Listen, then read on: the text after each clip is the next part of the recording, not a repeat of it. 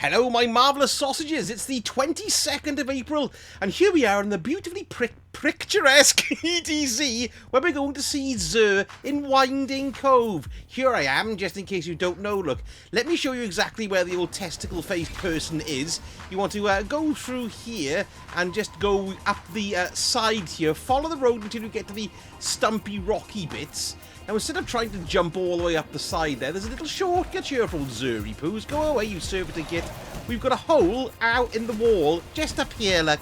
And then we can run around, and then we can go and see what he's got in his filthy, dirty Mac. We'll also have a look at Banshee's new rolls, and we'll also have a look as well at what we got for Trials of Osiris. There we are, let's clear those bum pipes out.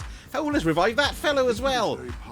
Hello, sir. How are you? Show me your wares. Right, then, first of all, of course, we've got the exotic engram. Little hint, make sure if you're buying any of his lovely exotics this week, purchase them first, because they'll come out of the loot pool, and anything you don't have, then you'll have a higher chance of getting. You see, you can go and look in here and see what he's got too. Right then, first off, we've got the Prometheus Lens Trace Rifle. Lovely. Now, this isn't a bad exotic at all. Fires a solar trace beam and generates damaging heat field that grows while the weapon continues to fire.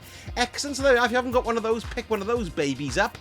Right, let's have a look at the exotics for our different classes. And first off, we've got the Bombardiers for the Hunters. Unfortunately, Hunters have been a bit shat on this week because your stats aren't that good. You dodge leaves behind an explosive that detonates after a short delay, and it damages depends on your subclass. So what have we got here? Well, the mobility's plus 10, recovery 16, intellect 19. Probably the worst of the three this week, I'm afraid, but a nice little exotic nonetheless, and there's a set of bongos on it, which is always a plus. Right, let's have a look here. This baby is an excellent exotic anyway. The Armamentarium for the Titans. You basically get an extra grenade charge, and it makes you look like you're wearing false boobs a bit as well, which is always good. But what's pretty good about this is that we've got a good discipline roll on it for your grenades. So your grenades will be charging up, and you'll be sticking them in your extra boob pouch a lot quicker. So that's fantastic. I really would recommend picking that one up if you're a Titan main. Very useful.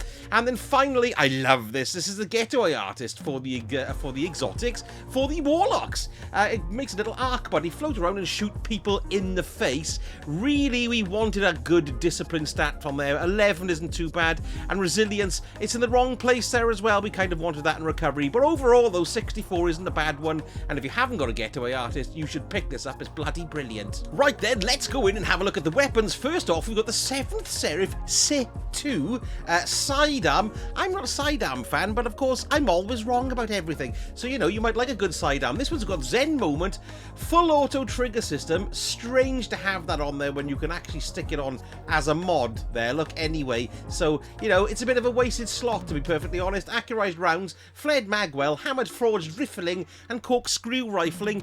Like GG, give this an A, because lots of people like this roll. It's got a range masterwork as well, so yes, that's pretty good. It's just a shame about that full auto trigger system, because you can get that anyway, but never mind. Moving on, we've got the Ikelos SMG. This is a bloody brilliant submachine gun, and it's not a bad roll either. Like GG, give this a B, you know, so most people keep it when they have it. Tap the trigger, nice. Dynamic sway reduction, tactical bag, alloy magazine, polygonal rifling, and chambered compensator with a handling masterworks. Overall, not too bad. That nice arc SMG there.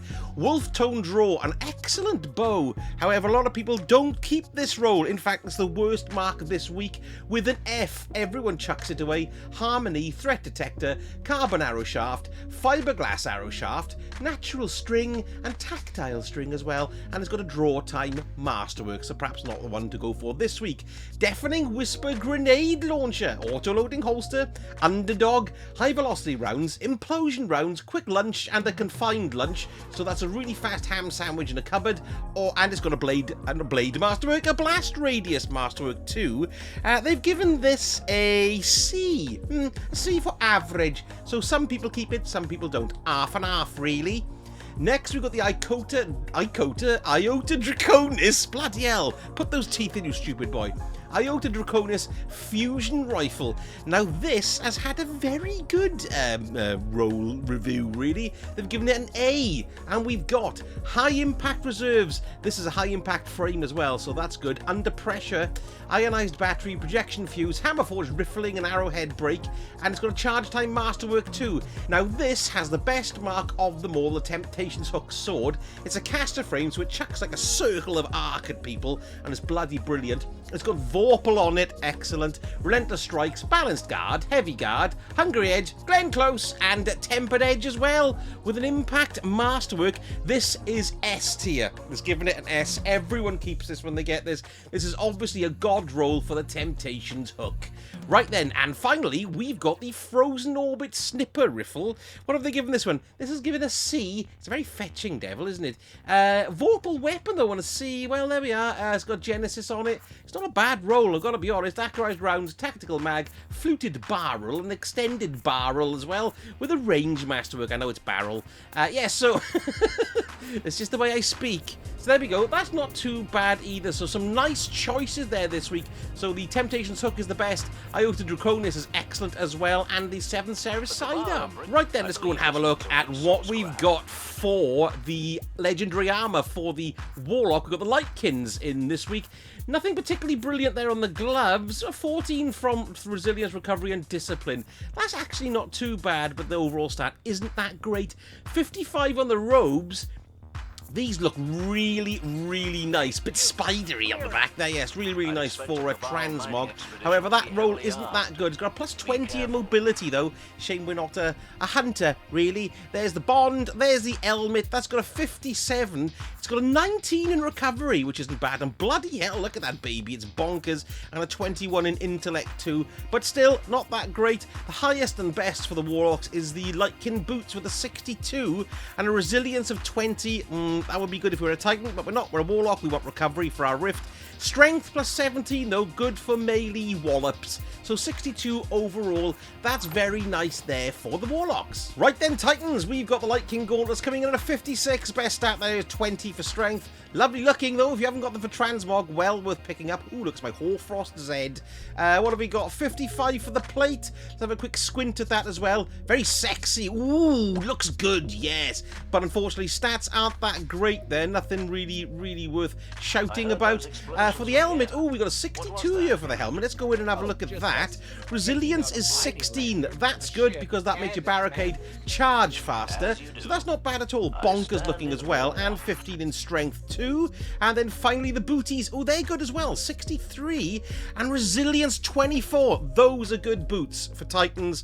Pick them up if you haven't got them. They're very, very good there. Yeah, not bad at all, really. And look at them. Fantastic. Hunters, okay. 61 on the grips. Very nice. Let's have a little look at them too. I think these are a lovely set, aren't they? Anyway, what have we got here? Mobility 11, recovery 10, discipline 12, intellect 13. Not a bad spread there. Nice little stat there. Mobility's okay as well. That, of course, recharges your dodge. For our vest, not grand. Only a 58. 14 for strength. 18 for recovery, 11 for mobility again. Those are the top marks there. Helmet, nothing to write home about either. 22 in resilience, 2 in mobility. That's crap. But bloody hell, looks nice for your transmog if you ain't got it. Nice glowy lights. And finally for the booties, 56 too. So only one piece is half tidy. They're pretty cool looking, aren't they, actually? But it's got the best mobility this week, plus 14. What have we got here? Plus, nah, they're not really good. I mean, the mobility's okay, but nothing to write home about there, I'm afraid. Hunters, let's go and have a look at what we've got for our Hawkmoon this week. So we've got textured grip, quick draw, alloy magazine, and chambered compensator. And they've given this one a D. So yeah, it's not many people pick this up. It's having a bit of a shit run, the Hawkmoon, the last few weeks. Nothing particularly grand. Keep your Ascendant Shards, or whatever the bloody hell they're called. Exotic Ciphers, rather. Keep them. Don't spend them on that one. There are better. The Dead Man's Tail, they've given this a D as well. Fitted stock. It's got 4 times the charm, though, which isn't too bad. Flared Magwell and fluted barrel as well. It's okay. It's okay, but yeah, it's not worth your Exotic Cipher, really. I wouldn't have said. Hello, sir. Right, let's have a little look. So same weapons, but different rolls. There's a lot of crap here on the reroll, but there's 2 very good ones. So we got the Shepherd's Watch. This has changed to Osmosis, which is a great perk. I love that perk now. Moving targets, steady rounds, alloy magazine, corkscrew rifling, and chambered compensator as well. Potato with the range masterwork. This has had an F, the Shepherd's Watch. Not very popular on Light GG. The Crite, though, this has had a B. This is a good roll. It's got Vorpal on it, and it's got steady hand, ricochet rounds, Fred Magwell, full bore, and extended barrel as well, with a handling masterwork. That's really good. If you haven't got one of those, pick that up. There are slightly better rolls out there, but that's a good one. Stochastic variable. They've given this an F as well. Ooh, nasty. And relenting, ambitious assassin, appended mag, armor-piercing rounds, high caliber rounds, small power, and chambered compensator with a handling masterwork on it. Right, the funnel web here has had a bit of a rejig, and it's a lot better now. They've given this a B. I think it was a D last time, earlier on in the week. We've got frenzy on it, killing wind, accurized rounds as well, excellent for range increase, alloy magazine, fluted barrel, and chambered compensator as well, with a handling masterwork. I'm picking that up because I think I love the funnel web. I give it to each of my lovely guardians.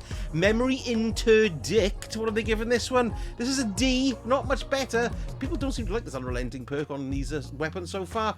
We've also got impulse plamplifier, which makes it go faster. That's pretty cool. Alloy casing, mini frags, linear compensator, and confined lunch in a cupboard, and a handling masterwork as well. But you know, D for dunce. Sorry, memory interdict. Nobody likes you. And finally, we've got a Typhon GL5. This one is shite compared to the one that was here at the beginning of the week, according to people who keep it on Light GG, or rather they don't. They've given this a D. Adrenaline junkie, steady hands, high velocity rounds, sticky grenades, quick lunch, and a confined lunch as well. You know, just because it's given a crap grade, it doesn't actually necessarily mean it's a crap roll. It might suit your playstyle, so don't take these as definitive grades by any means. Oh yes, and it's also got a velocity masterwork as well. And as we hear, quick mod look for today: boss spec, major spec, minor spec. Don't forget you got all your specs, and dragonfly spec as well. That's pretty cool. Let's quickly check out Ada's mods. Remember, these do change daily at reset. And what have we got here? Unflinching bow, flinch very important next season. Sniper rifle dexterity, heal thyself, and sustain charge with light mod. There we go, spiffing.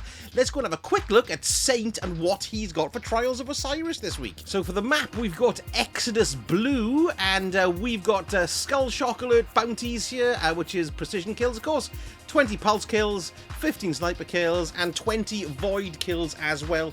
And it's the special Trials Labs version of it this week, where you can get kills and also capture the capture point, I suppose you could call it, yes, to win the game. And the Eye of Sol is the adept as well. There she is, look, in all her glory. Lovely. So there we go. There's everything for this week. Let me know if you're buying anything interesting, if you're going to be dropping into Trials.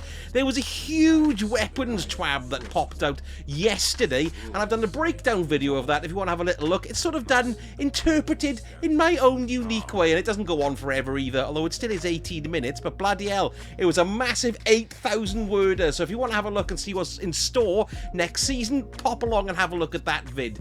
And don't forget, if you enjoyed the vid, give me a like and a subscribe, and also drop me a like as well. Thank you so much for watching, and I shall speak to you all again very soon. Sausage. Hoot.